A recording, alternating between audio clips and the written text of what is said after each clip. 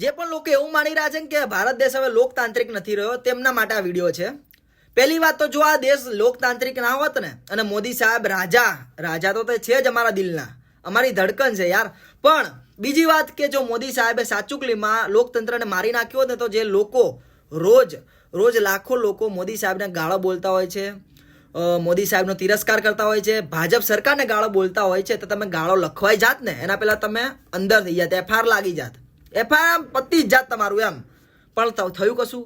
કોઈ દિવસે મેં એવું નથી સાંભળ્યું કે મોદી સાહેબને કોઈએ ગાળો બોલી હોય ઓનલાઈન અને તેમના ઉપર એફઆઈઆર લોન્ચ થઈ હોય. તમે જરાક બંગાળમાં જજો અને મમતા દીદીની સામે કંઈક બોલીને બતાવજો, પછી તમે કહેજો કે ઓરિજિનલ ડિક્ટેટર કોણ છે.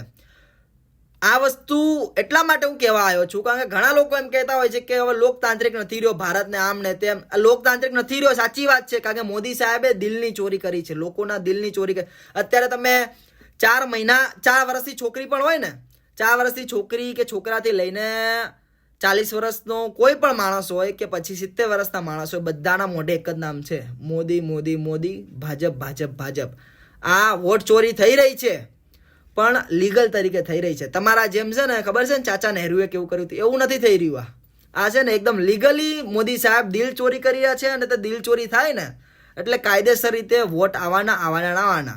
અને તમે કશું નહીં કરી શકવાના. જય સિયારામ.